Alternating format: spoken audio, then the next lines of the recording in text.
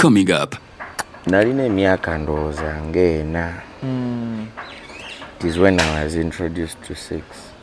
What? Yes. 1, 2, 3, 4. Yeah. Ono mama yali akyaliwo. Yaliwo naye nga bwe nkugambye yali busy ng'akola mu saloon kati ng'akaana ka street akabeera obwana obubeerawo nga busenya ku street biki. Wabeerawo n'abawala abakulu ab'oku neighborhood omuhudu n'abakazi abakulu ab'oku neighborhood. Yeah, I was around about 4. Kikazi nekindi mwana. Yakulya emeka. Kikazi kyandya gumu naye. Yakwita n'agamba nkangulire sweet. I was a very good looking young boy. Young boy, yeah. So mukubeera nga I was good looking.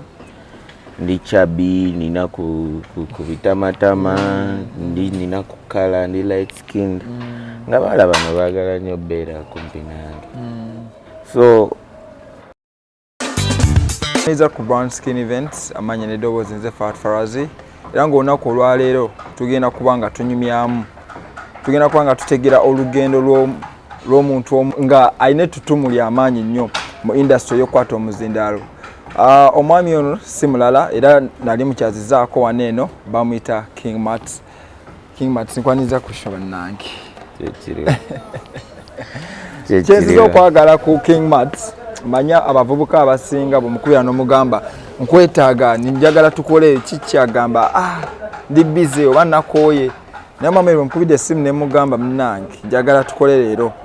Angambye nvudde Jinja mukoowu naye jankwesesi tukole wendi. Nkwebaza ku lwekyo okubanga oli dedicated. Thanks okulaba. Nange sanyusa okusanga mwami King Mats. Olwasembayo bwe nali ne King Mats twali tunyumya ku mukolo gwategese oba ekikujjuko kyategese nga kigenda kuyambako abalina autism.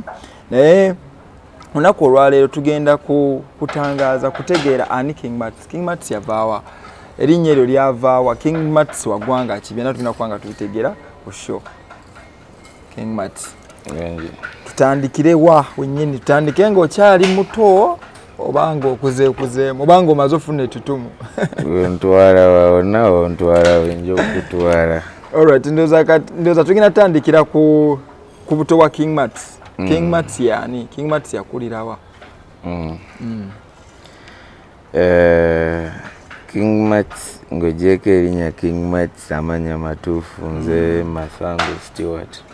Mathangu Stewart, yeah. Mathangu Stewart. Ate abasinga oli bwambuuza erinnya Mathangu, bwambuuza erinnya lyange ne mugamba Mathangu. Kiddako ng'akubuuza ovaawa. Oli waggwanga. Mbadde natulayi. Nze ndi musajja Muzulu. Oli musajja Muzungu? Muzulu. Oli Mushaka Zulu? Ni Muzulu. Okay. Tata wange Omuzulu ng'oli mu Uganda. Tata wange y'omu ku South African soldiers abajja mu Uganda mu 90s. Okujja okutraininga during the apartheid time. So that is when he met my mother, Miss Nansubuga Sylvia, the late.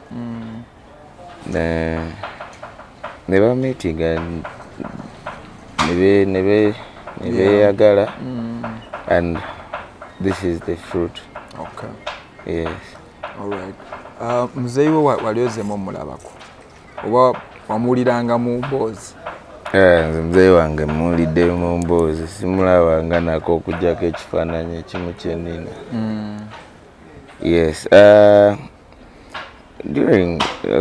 me just take it back. Nali we naweereza emyaka 7. Nali ntandise otegeeramuko kimalayo. So I started asking my mother who my father was. The only thing I remember is olwo mami yajjayo ekifaananyi n'aŋŋamba ono ye taatawo nga kuliko endagiriro emabega. Address nga kweri emabega n'enamba z'essimu nabiki nangamba ono ye taatawo. And that is a picture I've been holding on to. Up to now. I think I'll hold on to that for the rest of my life. Yeah. Maybe until family yange eri South Africa lwena mpaayo ku birala. Yes.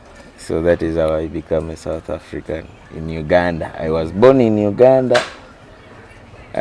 Born in Kitintale. Gye nkulidde gye nsomedde. Ndi mwana wa mu Kitintale omwo. N'obufo obuliranyawo wonna mwe nazannyiranga omwo. Mwe nabeeranga, yes, but naye nga nasinga kubeeranga ku street yaawo kumpi n'omuzikiti mu koona. Kabakanjagala, yes, it's called Kabakanjagala. All right. Kati mama akuvaako ddi? Mama Kubagenza n'ogamba she's a late. Yes. Mama yanvaako mu 2011. Yes. Nali nkuze. I remember by then nali mu senior 3. Sort of, yeah. Senior 4, yeah. Around there. Yava mu kaseera akali akazibu kuba wali onotera otula ebibuuzo. Yeah, era gwe mwaka saagutuula. Okay. Gwe mwaka saagutuula. I didn't sit. No, the next year saatuula. After her death, yeah. Mwana just... It's emotional. Yeah, I understand. Abantu bayinza obutamanya exactly why naye. Just a simple memory of my mother. Okay, now you've been mentioning that your dad was not in place. It was only your mom. Waliwo abantu abalala abayambanga ku mama oba yali nga akukuza yekka? Mama ange yali hustler. She was a single mother. She was me I would want to say so. Because waliwo ebintu ebimu byo considering n'olabanga n'omuntu gwe yali naye wasn't really that much supportive. Yeah. So my mother used to own a saloon awo Kitintale. Nga gyakolamu like asiba nviiri, kola nviiri z'abakazi, ka small saloon. Bwe katyo. Era abasinga ab'Ekitintale bamumanyi wa Maria. Nga ogamba ngenda ku saloon ya Maria. Abagamba saloon ya Mama Stewart. Nga bakuleeta. So she was a very hard-working woman. She wasn't a rich woman. Yeah. But she was a very hard-working woman. She did whatever it took to put something on the table. She did everything she could to make sure that her kids are okay. Kyensobola okwebaliza mama wange for the rest of my life. Era kyensaba Katonda ansaasire nangampe mama wange yansomesa. Omanyi waliwo ebintu obeera mwana muto omuzadde n'akugamba ebintu ebimu n'obanga ne bibeeranga ebyokusaaga naye ng'alina kyo sense akugamba biri serious. My mother made sure that ansomesa buli kimu because nze first born. She made sure that anjigiriza buli kimu, and on top of that, yes, she used to tell me nkuyigiriza okukola because toyina wa muntu wogenda kubeera nga tosobola kukola. Every time I remember those words, like nengamba, I remember one time yali anjigiriza okufumba nangamba onobeera wani nga tosobola kufumba. Ze mama wo bwe ndiba siriwo. I think she knew. She knew her life wasn't really going to stay for long. Kubanga yayogeranga akuyigiriza. She really taught me nantwala mu masomero amalungi. Nasomera kufiuka kindergarten, my kindergarten whatever. Nali mugezi so banyangu yao top class biki paka MP1. Naye nasomera kufiuka kindergarten eriawo Kitintale Mbikere. Then nenvaawo nengenda ku Reverend John Erestile eriawo Kitintale. It was a very famous school currently kati waliwo ndowooza ka Sir Apple. Sir Apple, something like that. Naye nga walingawo Reverend John nga ffe twagiyitanga ne Reverend John Foundation Academy. Gye nasinga okugetinga groomed, I think. Then Reverend John natulirayo my P7. Then nenvaayo nengenda ku Crane High. Crane High era nayo yali right next to Reverend John. Nensomerayo from senior 1 up to senior 4 first term. Okay. Ne balyoka bangobawo njabanyumizaawo. So but that all happened after my mother's death, like senior 3 ngeweddeko mama afudde bikimu sikyafaayo sikyefa firayo ndiawo. I think you're so close to your mom. Yeah, as a kid I was going through something that I couldn't share with anyone because everybody left after. Yeah, everybody left. Everyone left. Everyone started looking at us as if it will be everyone started looking at us nga balowooza ffe tuli gappi zine batowanga. So basically kyekyo nsomeddeeyo. So your life has been Kitintale? Yes, so Kitintale Mutungo biki. Then bwe nali nfulumamu senior 5 awo nengenda ku progressive senior secondary school Kitintale still. Naye ensonga za fees ne zinnemesa obwa head boy. Nze nali head boy waba abaana.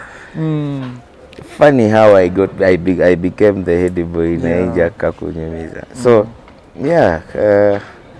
nengenda ku progressive nensomera senior 5 naye nga tebitambula bulungi. Nensooka ndekera okusoma nengendako senior 5 second term. Nengenda nenoonya omulimu nenkola. No, senior 5 third term. Nengenda nenoonya omulimu nenkola. Gwa betting askari. Gwa betting ogwa tugenda kutuuka waawe nnyini awo. So nengenda nenkola nga bwe nsoma. Because school fees nali simusobola. Ate nga byali bizibu wadde. But to me, I think, according to what you have already told me, you are okuze ng'oli hustler. Ng'oyagala nnyo okuba nga ofuna ekintu ky'oba oluubirirwa. There's a time wangamba wakulanga first term n'okola the whole second term, then third term n'oddayo ku ssomero n'omaliriza. That's cool. I did that. Wow. I did that, and the funny thing how I came to do that is waliwo omukyala bamuyitanga Madam Lois yakolanga ne security group something ababa orange hours. So Madam Lois yandabanga nga nkuba popcorn awo ku street yawe Kitintale. Ngandaba nkuba popcorn naye ngalaba ekyana ekivubuka ekito ekirungi ekyogera oluzungu ekirina ku magezi biki. Era ye kenyini yaŋŋana, but you're so smart, why are you not in school? Ndyoka mugamba I couldn't afford my school because nze nali ngenda koma mu senior 4. Nali ngenda okiteera nga kiganye nga sponsor banvuddemu nina emisango gye nakolayo awo olwokuba sponsor nabo ne banvaamu na entuuka nga siinaawo kiddako awo. So the only hope I had was someone to come and say jangu nkutwale kusomero, which that Madam Lois did. She came and told me jangu yagala somerawa nalyoka ntwala ku Progressive nangamba find out whatever you need. Kazi yampa emitwalo 8. Imagine omuntu gotamanya okanakola bulayi ku street yampa emitwalo nga 8. Nangamba nsoke ngende nsasule kusomero nfune ne uniform. You people, you don't know how happy Madam Lois, wherever you are naye, thank you so much. Otherwise osanga ne senior 6 sandijitude because yampa center nangamba genda ofune uniform bichini ngenda I registered. I was the happiest. Ntandika osomawo nga bwenkuba popcorn ekitintale bwensoma bwenkuba popcorn ngenda nensoma nenzija nenkuba popcorn in the evening. So nentuuka ekiseera nga I really need to be in boarding section. Nensaba nemusaba nangamba genda mu boarding section kuba kyeyali anjagaliza. She didn't want me to be ku street. Ku street. Nangamba ngenda kuwa buli kimu. Nampa buli nantwala nengenda I enrolled for boarding section. Nembayisamu egaali nenfuuka ne head boy 7. Olina head boy mulamba. Second term. So yeah, mbeerawo bwensoma senior 5 boarding concentrating ku kati.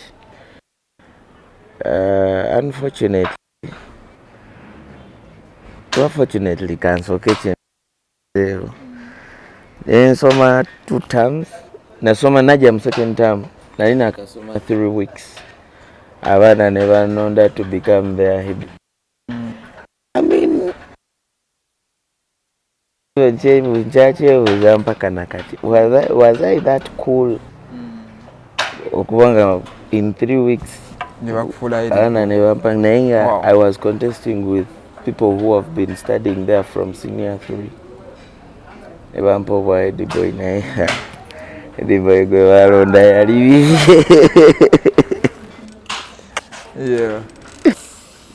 Head boy yali bibi. So nembeerawo nensoma senior 5 as a head boy nekinyambako okupushinga naye nga head boy ndiyala nga sirina sente sirina majja bamanja fees buli sawa. Head boy tabula kube bagenda goba fees defaulters byana bisamu by the way. Fees defaulters nga buli lwe bajja nga head boy yasooka ofuluma nga kyokka nange sometimes ngoba abaana naye nange nenegobera. Wali wegambyeko wali ogobyeko gwe bakubanja fees nange bamanja kati fenna tugenda. So yeah, nembeerawo mu bulamu. I was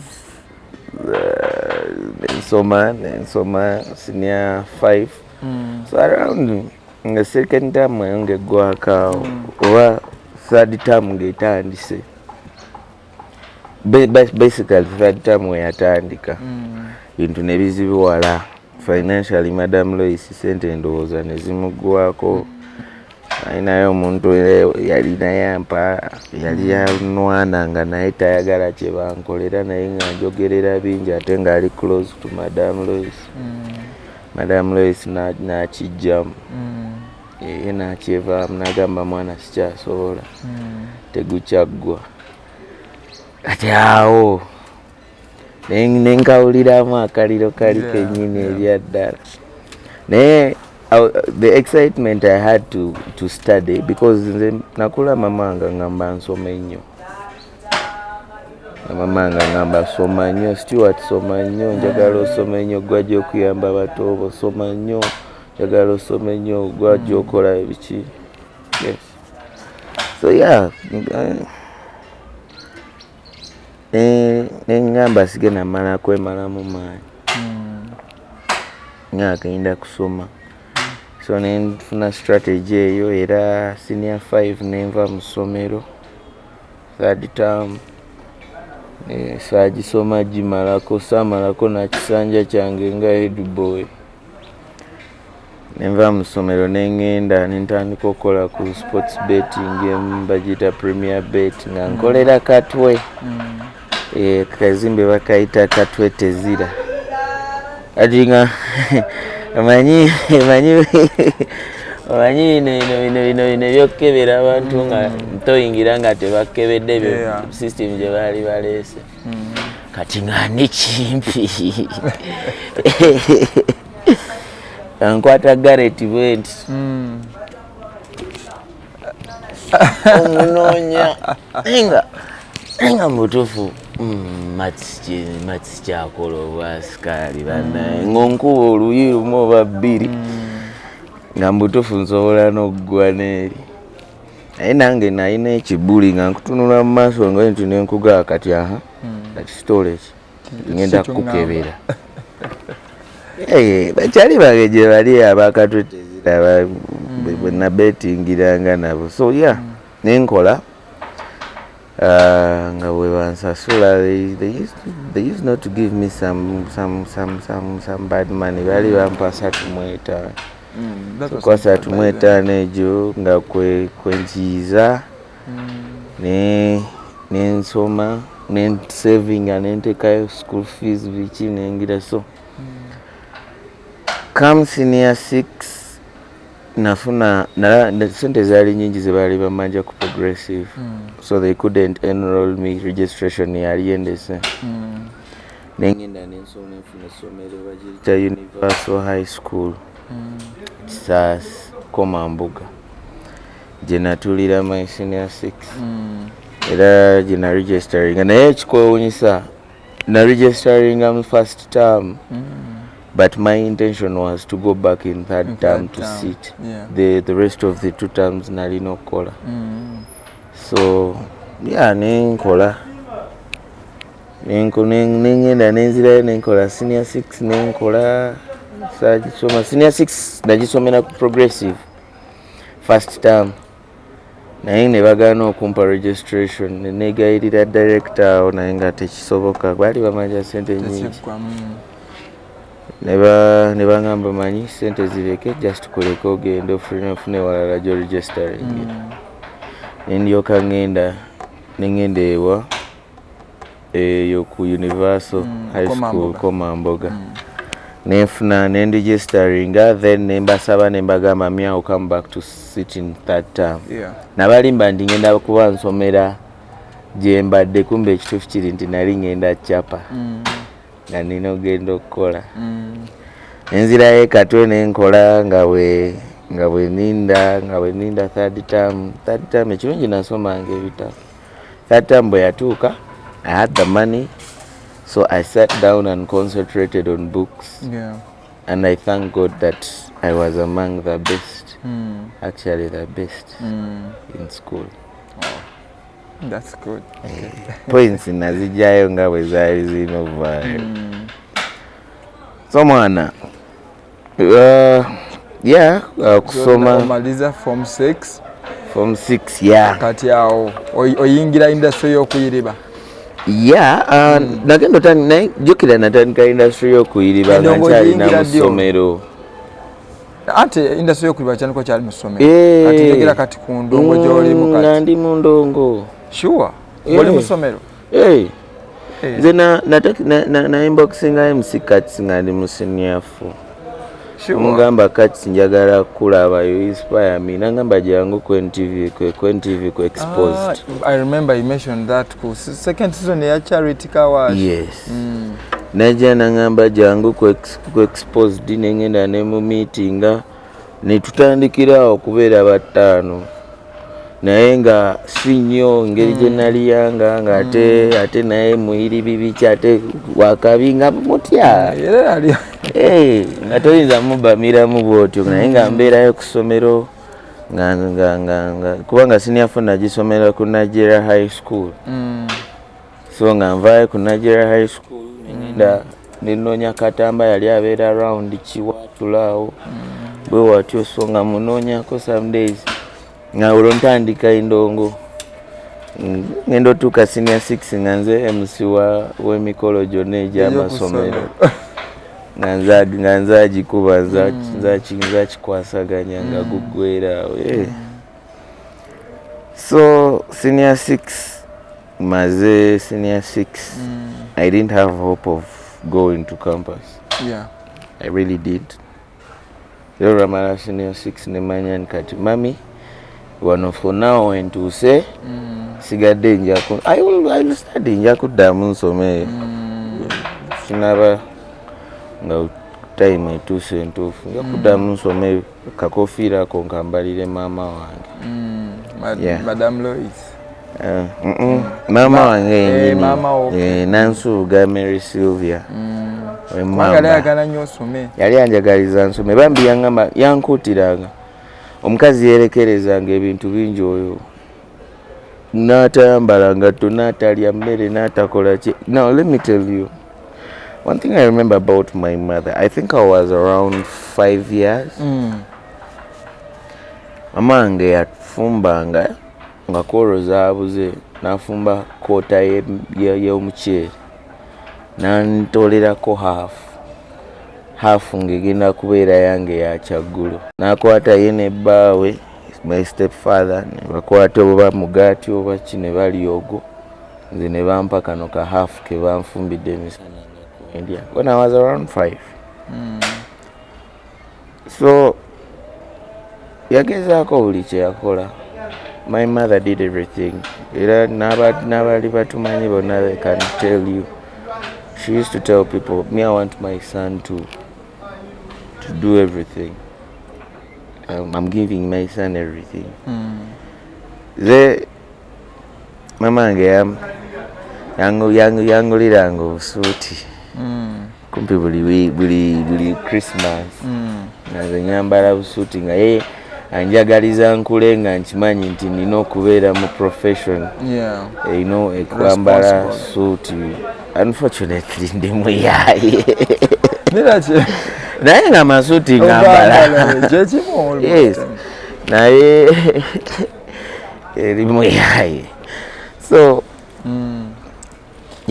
so kati you're done with form 6, you don't have trainer hope bukati ngina genda ku campus kati awo waddayo okukola eri ku sports bet. Sure.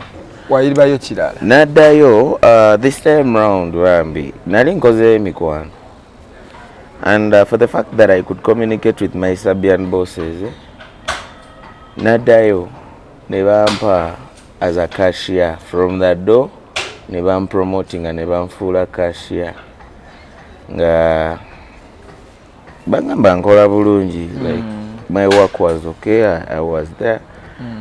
Nembasaba, I wrote a letter to them. Nembagamba, I am a senior 6 vacist now. Rulimba den soma. Nasaba leave, nabasaba non-paid leave. Never jimpa because I couldn't really afford to resign on that job. Nabasaba unpaid leave. Never jimpa ya miezi ena. Na calculating bulungi ebintu byange nemanya miezi ena.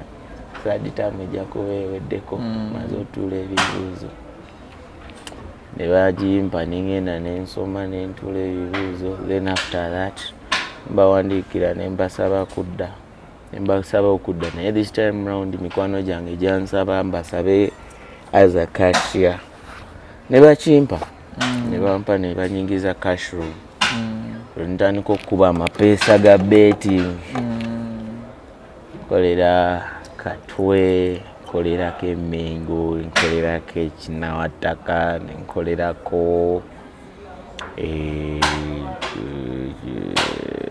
Golobi, nkolerako Kawempe. Bantwala mu branches ez'enjawulo naye obozi ndala. Nali mulabulu nalinamu ku Fujjo n'Ekibuli. So nga tosobola kumala gangamba kiki netukkiriziganya. So manager nga bw'aba ambonereza twala mu branches ez'enjawulo transport yambeerere muzibu nange ne mulaga ngenzeeyo n'enkola Yeah, so nengenda nenkola mu Premier Bet nakolerayo emyaka ndowooza 3 ebiri 3 awo nga naye ngenda nembeerako nenzijako mu ndongo naye nga sigiriimu nnyo nina okukeera nina okugenda okukola biki so endongo sigiriimu nnyo naye nga era nkola marketing y'amabaala waliwo akabaala bakayitanga blues kali awo Kitintale twakakolangako marketing ebiseera ebya so nenkola bwentyo paka manager yakinnemesa and I had to resign. Nze tebangobangako ku mulimu gye nkoledde. When I feel like I'm uncomfortable, you resign. It is not serving my interests. You let go. Kita. Okay. So kati omaze resigninga. Kati awingire endongo ba nero ddayo nosukano eri bekira. Before nga sinana ku resigninga gwe. Iyo company yampa sente ezamala enafu waliwo mbazi gye dandi kunyumiriza naye simanyi. Let me just take you back a little behind. Time eno yonna teweebuuza nsoma nga mbeerawa.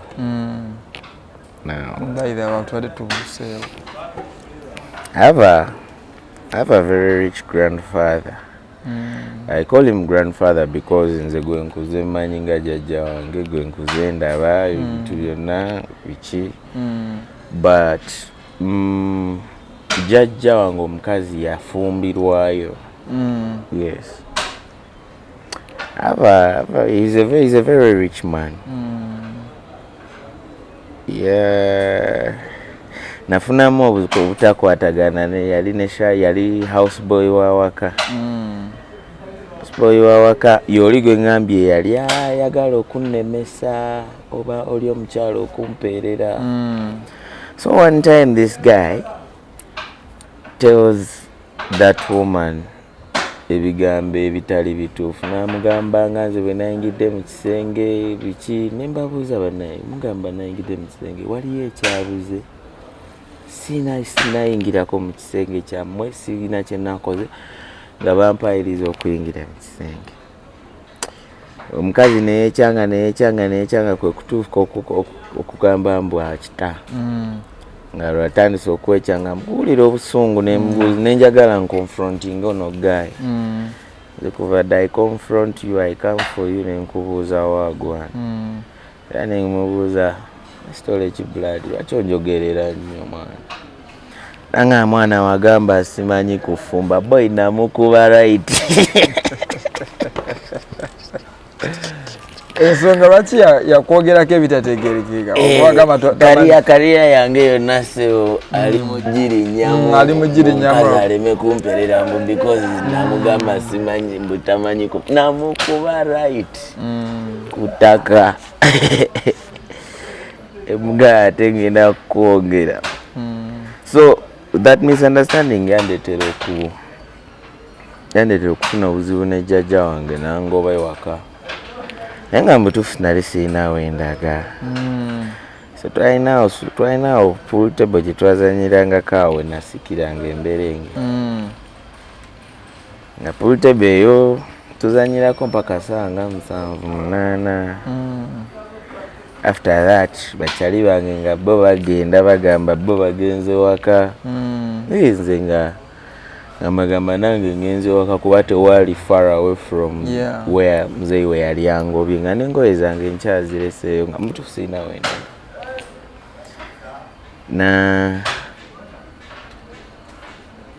nga nkomawo nteeka ekibox wansi wa pool table eyo nembuyuwaawo. Nakikola for about 2 weeks before someone noticed. Nga boy sirinawe ngenda kudda nga ba anko bange bonna tebaagala. Nina anko wange nga bulize bwe ngenda ewuwe ye yalowoozanga nti nze ngenda kwana mukazi we ku buto bwe naliko. Like yakingamba direct nangamba gojja kwana mukazi wange sikwagala wano bwojja lye emmere tambula ogende. So you understand that kind of life. You don't have anywhere you're going to run to. waliwo omulala anko wange yagamba nti yandinyambye naye saagala kukola mirimu naye nga alina actual sense teyampa chance. Nze nagambye mama wange talina kyeyanjigiriza butakola. I can do everything.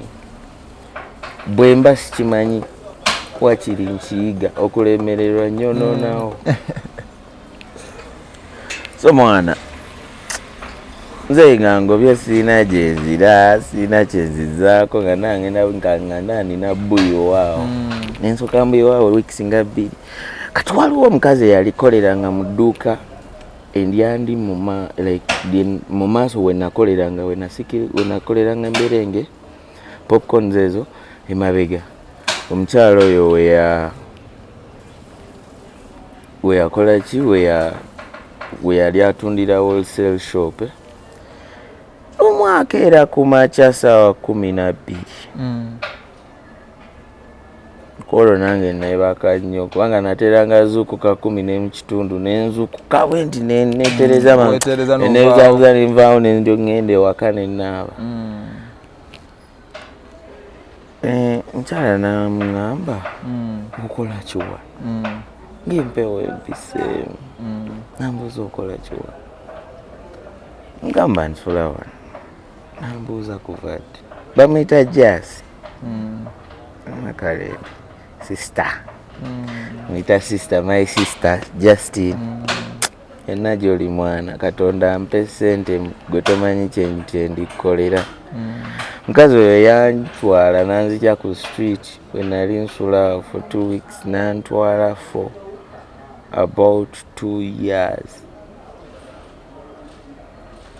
2.5 years or 3 nandiisa nsuza ndabirira njoleza yangamba gwe oli muganda wange ate oli muganda wange omulenzi kankulaga abaganda muganda omulenzi bwayisibwa kazi yandabirira nensoma in fact awo gye navanga nensoma nga tubeera mutungo nenvangayo nensoma nengenda nensoma nemmaliriza n'okukolera yalina boyfriend we gye yakoleranga mu Premier Bet gye kyanyanguyira n'okufuna omulimu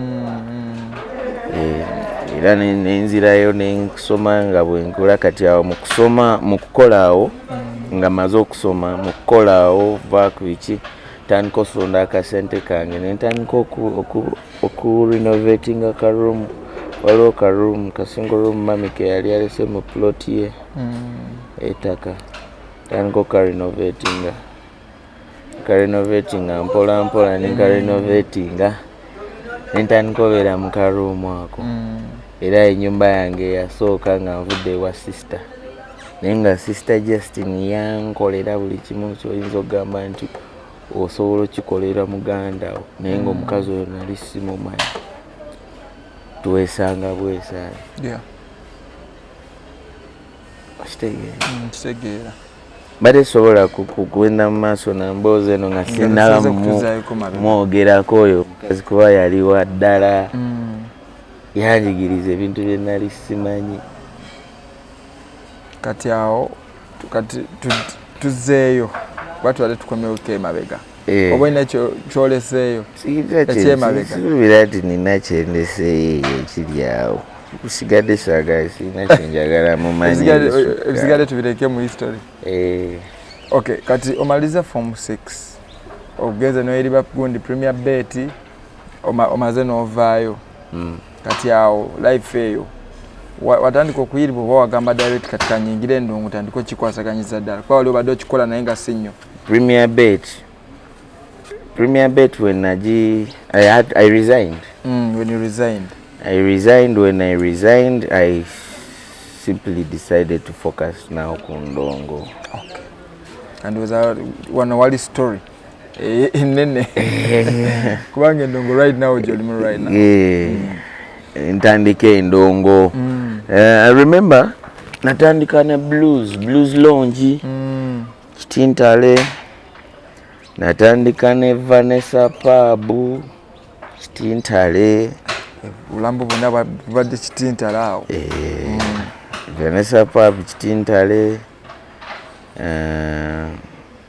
Walala yeah, nensemberako Temptations. Temptations Virgin Island nina emboozi yaayo naye ubona ojjukira oli bimbuzi. So yeah, nentandika endongobaza n'MC, ntandika awo nentandika olaba enzikiza embwa y'abayaaye ba industry omwana mwine embwa bikyalimu emukyambwa walibigina kwawa obudde bungi omanyi njagala kuzaayoko katono emabega basima nozikiriza waliwo weyegeredde ku Temptations noŋŋamba bw'oliwo ojjukidde ojja kumbuuza emboozi eyo waliwo ekintu kyewanyumizaako waliwo emboozi gye wanyumizaako ey'ombuto bwo ensonga lwaki you are a sex addict emboozi eyo togituwadde oba yemboozi tulina okuleka eri emabega? Okay, yes, like yeah, nze bintu mbirira ddala. Okay. Well, it is not something that I'm literally very proud of. Yeah. I'm not force that I'm an addict in here. I'm going to whore around here and here and there. No. But nalina emyaka ndowooza ng'ena. It is when I was introduced to sex. What? Yes. 1, 2, 3, 4. Yeah. Ono mama we yali akyaliwo? Yaliwo naye nga bwe nkugambye yali busy ng'akola mu saloon biki ng'akaana ka street akabeera bwana obubeerawo nga buzanya ku street biki wabeerawo n'abawala abakulu ab'oku neighborhood awo muhudu n'abakazi abakulu ab'oku neighborhood. Yeah, I was around about 4. Kikazi nekindya mwana. Yakulya emeka? Kikazi kyandya gumu naye yakwita n'agamba kankugulire swiiti. Ekituufu kiri nti alina kye yampitira okumpa. Yeah. Yakwita n'akulimba. Alina kye yampitira okumpa. Nangamba asooka okole bwoti nandaga nankozesa bwati kati nga omanyi era omusajja yina sensitivity oli sensitive. Nenguzanya nengoma. Omwana w'emyaka ena nange asobola okusatisfy ng'omukazi wa just no olaba cause you know life gye nakuliramu si life gye nandyagadde omwana wange akuliremu. I was so exposed to a lot of things. Nasty, teaching, non-teaching. I was so introduced to a lot of things. Kuhuda twabeerangawo n'abawala abakulu bano ba myaka 18, 19. So I was a very good-looking young boy. Young boy, yeah. So mukubeera nga I was good looking, ndi chubby, nina kubitamatama, nina kukala, ndi light skinned, nga bala bano baagala nnyo beera kumpi nange. So baakozesa advantage eyo okukola byonna bye bakola, which wasn't really nice. Yeah, it was not nice. Because I believe so nabo gye bali right now tebandiyagadde ku baana baabwe kubakola bintu. To me it remained as a trauma. Yeah, it's trauma. Yeah, because mbijjukira nengamba naye kati sina kyenyiza mukola, namusonyiwa nakola biki. I know. Yeah. So that's all that happened back then. Mwana ebintu bingi. Paka njagala tubuuke tukomeo kati awali the big story. Ebintu bingi mwana, nina ebintu ebimu bye sisobola bakwogera babyepulira nga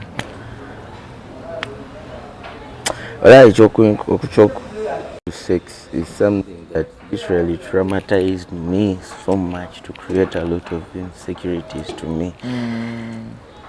I have never said this to someone. I have never revealed this to someone.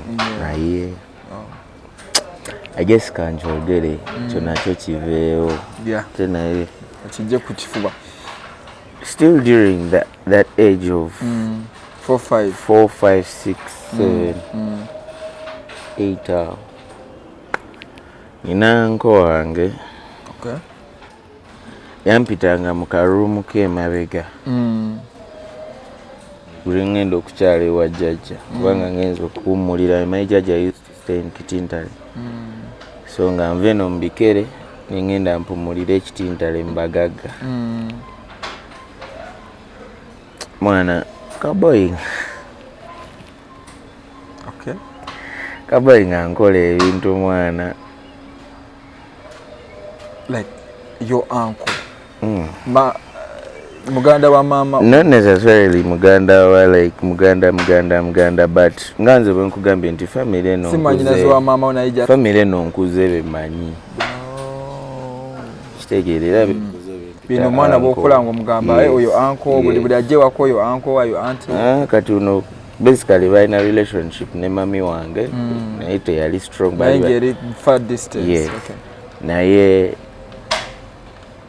mwana gayenga nkola ebintu so simanyi mwana ba I don't know what kyekyanviirako kubanga I really like staying in my house. Sikyala mu mayumba g'abantu. Because what you experiencing gokyali. Gaye yankozesanga ng'amala okukozesa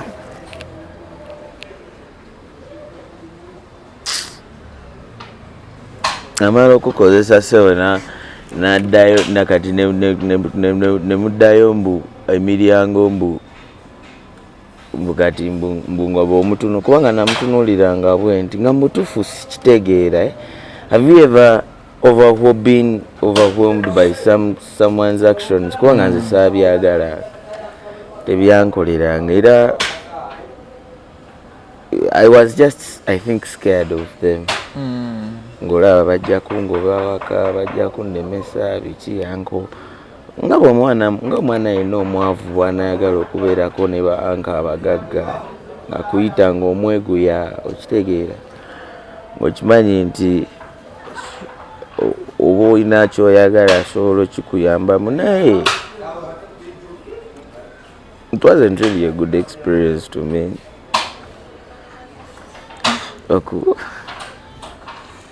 I know, take your time because I understand now. Taking back, it's a trauma. Gai ngambuuza tomanyi acho ntunuulira tomanyi ng'olwakambuwala naye nga byava okunkola eddakiika 3 emabega. Oh my God. Just admit this guy. Mahali mubadde ne musisinkana somewhere. Gyali naye soogera nabo era ndwawo tulirawo ddala.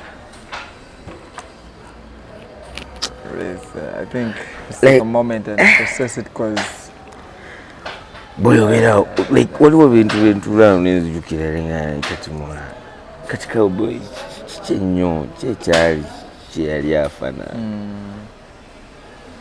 era ze boy nina trauma yonze sobola sula na musajja munange ku buliri bweru mu boy sisobola era nze n'okweyambulira obweyambuliza omusajja munange blood. The actions ebakukola mu buto kati zagalira ddala zagalira ddala sula na musajja munange buliri bweru niwe tuba tusuze mu kisenge kyekimu mba njagala nga yo totally a distance from I don't tolerate that. So I was exposed to all that. I was exposed to all that shit when I was young. Nendo tuko okula nga yemanyi mbimanyi nga buli kimu nkimanyi sirina kyesimanyi. Like by 4 years you already gotten exposed how sex looks like, then 6, 7 omanyiko kyekikazi kyangamba nakigamba like bwe byenzijukira bwe twali tukola twali tubikola enkigamba njagala fuka ekingamba fuka munda. Oh my God. Wow. Like waliwo ebintu ebimu byesobola This is so funny and freaky. Like waliwo ebintu ebimu ebyaddala bisobola kwerabira. Some things I cannot forget. Now that it was funny, but at the same time disgusting. Yeah. Okay. Kati I got to learn later that kyekitegeeza okumala like nze feeling gye nali nfuna because I was young, I didn't have semens to release. But then when you get you again and go like you're growing up or take it, I understood that the feeling that I got that felt like I wanted to pee was actually a feeling that a man gets when you stay. I feel you. So like kumyaka emito you start figuring out things, like a lot of things. Yeah. Hey, antu bano abankola ebintu bino